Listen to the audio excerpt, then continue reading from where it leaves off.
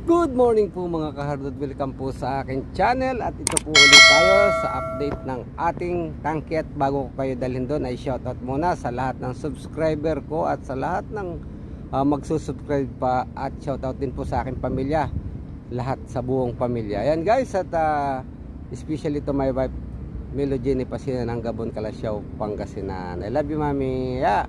At guys, tara puntahan natin ang aking update sa video ng aking tangke. Ito na guys ang nangyari, apusa natin. At ito na nga guys ang ating update ngayon. After na ang last update ko nito ay yung pagbubuhos ng ating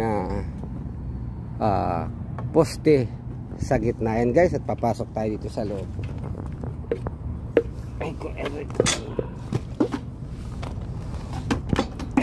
Ay, sumabit guys. Sumabit. At ito na nga guys, almost tapos na ang ating wall steel. At ito yung ating column na binuhusan. Ang height po nito ay 450. Ang height po nito ay 450. Ayan guys, kung makita ninyo. At ang ating wall steel ay nailagay na rin. At konting-konti na lang ang kulang. Ayan, konting-konti na lang, doon na lang. At ito po guys, kung makikita ninyo, ayan, ang ating spacer blocks ay nakalagay. Isang level po yan, pantay-pantay. At every 1 meter po naglalagay tayo ng spacer block. Ayan po ang mga spacer block kung makikita ninyo. At siyempre itong ilalim na ito sa construction joint ay kailangan po natin yung linisin uli. Alisin natin yung mga loose concrete na yan. Ayan guys, at kita nyo, mag-spray po tayo dito ngayon. At kailangan linisin yung dugsungan na yan para maganda ang ating joint. At napaka-critical po nyan, kaya dapat ay malinis. At kung maaari ang ating bakal ay wala rin kalaw. At ito nga guys, ito, ayan, meron tayong partition na isa dito. Dito sa partition hindi na tayo naglagay ng construction joint, dito na lang sa labas. At syempre ang construction joint na yan, pag binuhusan natin, syempre meron po tayong chemical compounding dyan. At yan guys, kung makita nyo na, ayan ang kabuuan. At by tomorrow, maglalagay na po tayo ng shuttering dyan. Umpisahan na natin yan by Saturday. At kumpleto na naman, lalagay po muna natin ang shuttering dito sa loob. Yan, pagka na-shutteringan pa yan sa loob muna, then sa labas. Ayun guys, ang ating shuttering sa yung nandun sa dulo. At inuulit ko nga guys, tingnan nyo guys itong ating binuhusang poste na ito. Yan guys, tingnan ninyo, at nandyan pa, may hulog pa yan. Nandyan po ang checking natin kung gumalaw o hindi. Yan, siyempre undercuring, kailangan may buhos, may balot na sako yan. At kung mapapansin nyo rin guys, at kitang kita naman ang splice natin. Ang ating spacing ng bakal ay napakaganda. Equal na equal ang spacing ng bakal. Yan, hindi nyo masyadong makita at maliwanag. Ayan, hop. Yan, at may kalakihan itong ating water tank na ito. Kaya siyempre naglagay tayo ng mga poste dyan, center post sa loob. Ayan guys, at siyempre yung bakal natin, ayan, hindi ko may spacer block tayo, pero meron din tayong chair or spacer U-bar. Ayan, may mga U-bar po tayo nilalagay dyan sa pagitan, mga naka U-bar yan. Yan, may U-bar po yan. At atin itong ayusin. Yan, ito kulang pa rin dito ng spacer block sa side na ito. Lalagyan pa ito ng spacer block. Ito wala pang spacer block hanggang doon. Yan. At yun guys, pakikita ko sa inyo ang pag-shattering dito sa araw ng bukas. Sabado ang umpisa ng shattering. Sa loob po tayo mag-uumpisa niyan, siyempre hindi pwedeng sa labas. sa loob, then saka tayo tutulak sa labas. Ayan, kung kita nyo ang labas natin, ayun ang labas natin. Ayan. At andito na ang ating mga super steel fixer guys. Ayan. Good morning, good morning. Ayan ang ating mga trabaho. Well, work is good. Work is good. At ang siya nga guys, ang ating splice bakal ay staggered yan. Every other one. Ayan. Ang splice.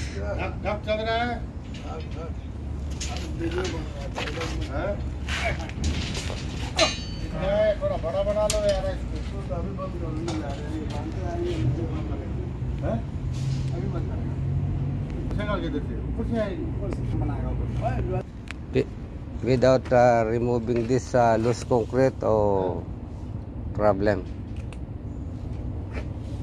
अभी अंदर का सेटिंग लगा देंगे ना तो 2-3 आदमी उसका सपोर्ट लगाते रहेंगे, बाकी बनाते रहेंगे। At ito nga mga kahardot, tingnan ninyo at itong ating kulom ay magandang pagkakabaho buhos at yan may balot pa ang ating konkreto ng jute. Yan, binalutan yan para sa curing.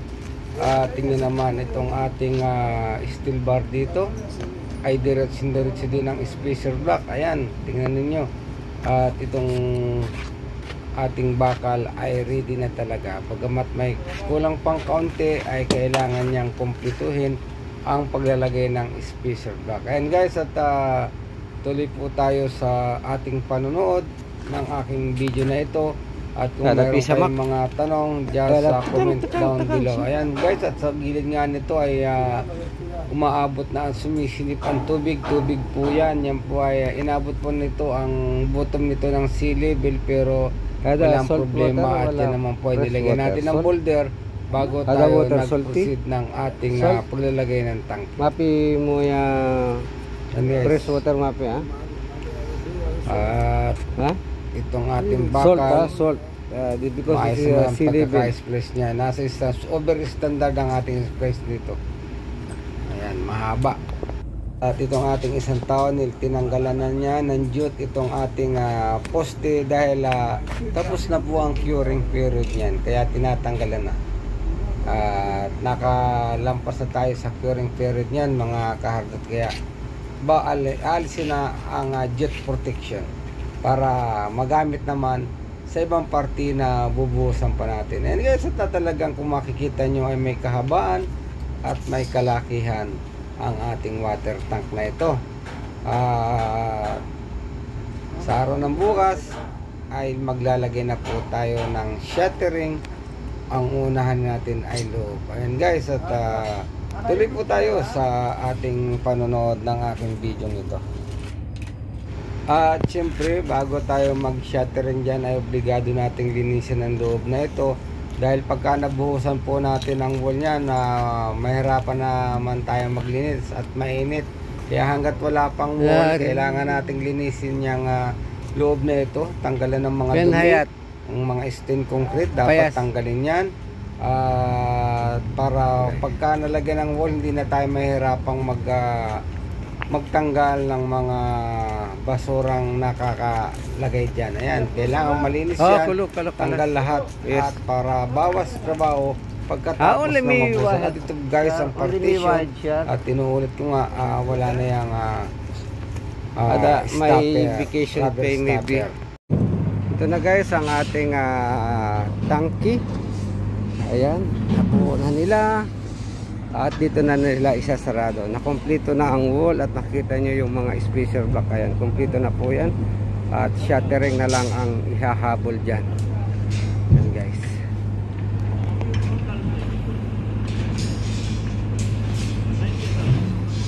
Tapos ang height po ng ating tangke na yan ay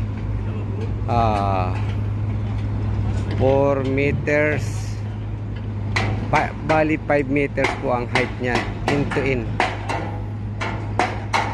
Ibabaw ng ating slab. Yeah. Susunod po dyan ay shuttering na.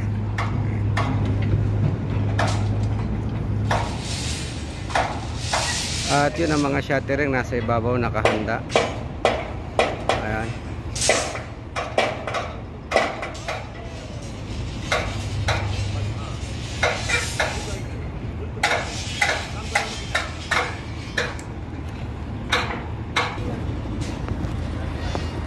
Yan ang tangke. Ito tayo dito. Bila. Yes! Napakalaki makakaharap ng tangke na ito.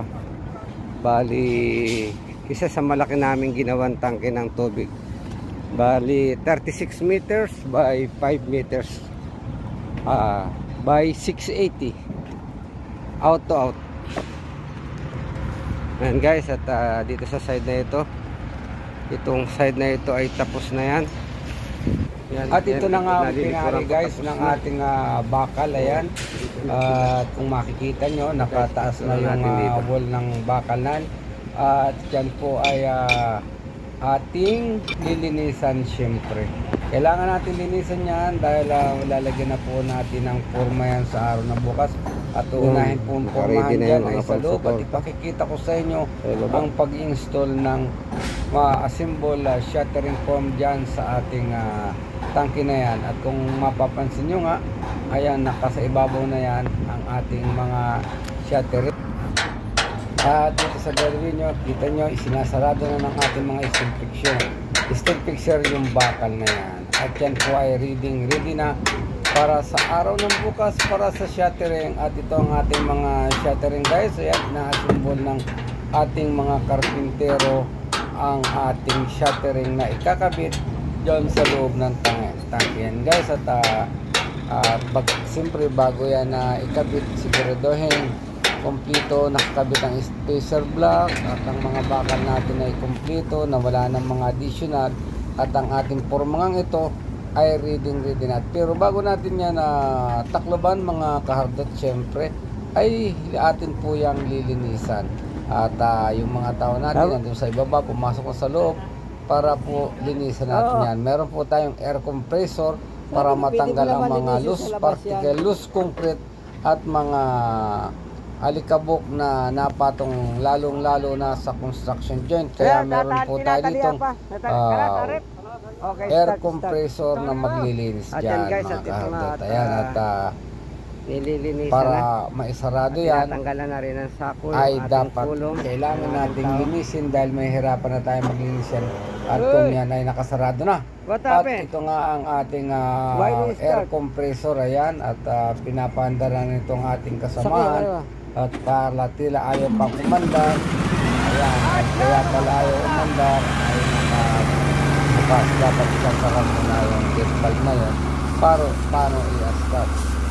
Dyan guys, at tingnan nyo guys, at bibugahan na ng hangin yan. Para maganda ang pagkakalinis, kailangan natin ang air compressor. Ayan guys, at ando na ang ating maglilinis sa ibaba.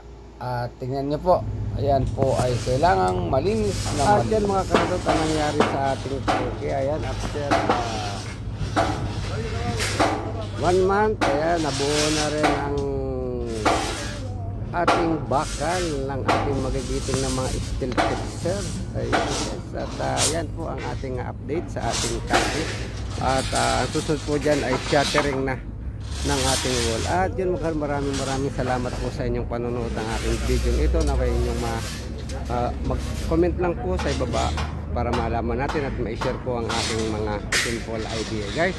Hanggang dito na lamang at bye-bye.